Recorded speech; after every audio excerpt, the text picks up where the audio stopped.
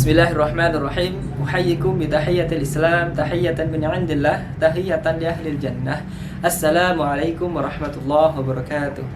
Perkenalkan teman-teman, nama saya Mustafa Mashrul Barok, biasa dipanggil Mustafa. Saat ini saya sedang menjadi mahasiswa di Sekolah Tinggi Ekonomi Islam SEBI Depok. Saya asal dari Kabupaten Bogor. Saat ini akan mereview sebuah buku yang telah saya baca 1 minggu yang lalu. Judulnya adalah Bekal untuk Kader Dakwah. Buku ini ditulis oleh Muhammad Ishaq dari bidang arsip dan kaderisasi DPP Partai Keadilan Sejahtera. Buku ini dengan tebal 186 halaman. Dan buku ini berisi 7 taujih Kiai Haji Hilmi Aminuddin selaku Ketua Majelis Syuro PKS pada masa 2010 sampai 2015. Dan ini adalah kumpulan taujih 7 taujih pada tahun khusus 2010. Buku ini telah diterbitkan oleh Bidang Arsip dan Sejarah Sekretaris Jenderal DPP Partai Keadilan Sejahtera untuk untuk arsip partai, supaya apa yang telah disampaikan oleh Al-Ustadzun Al-Kiram Kiai Haji Hilmi Aminuddin yang substansi ceramahnya itu sangat berharga, tidak lekang hilang begitu saja ketika beliau sudah tidak ceramah lagi dan ataupun beliau sudah meninggal dunia. Oleh karena itu ceramah-ceramahnya, taujih-taujihnya pun perlu sekali untuk dijadikan sebuah buku supaya generasi-generasi selanjutnya bisa merasakan ruhnya sebagai seorang ustadz, seorang muassis partai yang telah berdiri tahun 1998 karena banyaknya tuntutan krisis ekonomi dan krisis pergerakan Islam itu yang tepat untuk negeri Indonesia ini. Di dalam buku ini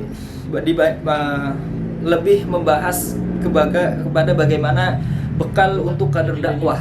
Artinya di buku ini adalah taujih yang lebih membahas kepada nasihat-nasihat untuk generasi-generasi penerus dakwah Islam, khususnya dengan lewat jalur Partai Keadilan Sejahtera untuk membangun negeri Indonesia ini, negeri yang Islami, negeri yang baldatun wa rabbun ghafur. Di buku ini yang pertama adalah berisi tentang panduan Majelis Syuro, panduan Syuro. Jadi supaya kita terhindar daripada syuro-syuro yang di situ hanya terdapat kepentingan pribadi kita dan jauh dari maslahat-maslahat, dan supaya menjaga rahmat Allah Subhanahu wa taala itu turun kepada kita dengan sesempurna mungkin.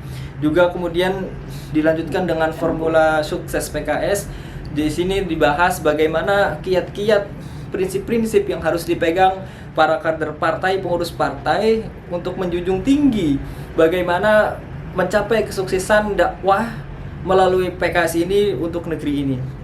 Juga dilanjutkan dengan siklus manajemen dakwah yang harus dijalankan dengan betul-betul supaya pengurus selanjutnya dan generasi selanjutnya itu bisa menjalankan dakwah ini tanpa mengulangi lagi kejadian yang sama, kesalahan yang sama pada periode sebelumnya.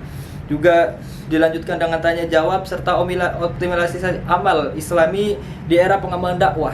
Karena dakwah ini selalu berkembang dari waktu ke waktu, maka amal Islami harus tetap kita optimalisasi, dan apalagi generasi-generasi baru yang harus paham bagaimana muasisnya, ide-ide muasisnya itu bisa disampaikan dengan baik, begitu.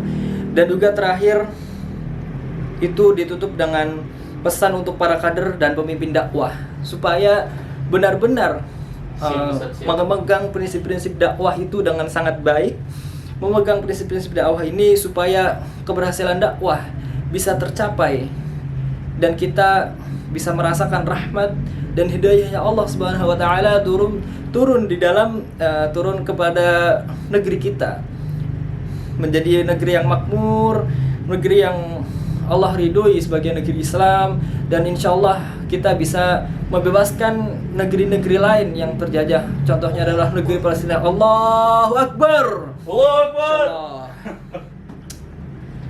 Begitulah review singkat dari buku yang setelah saya baca, Bekal untuk Kader Dakwah dari bidang arsip dan sejarah Sekretariat Jenderal DPP PKS. Kurang dan lebihnya saya mohon maaf. Terima kasih. Wassalamualaikum warahmatullahi wabarakatuh.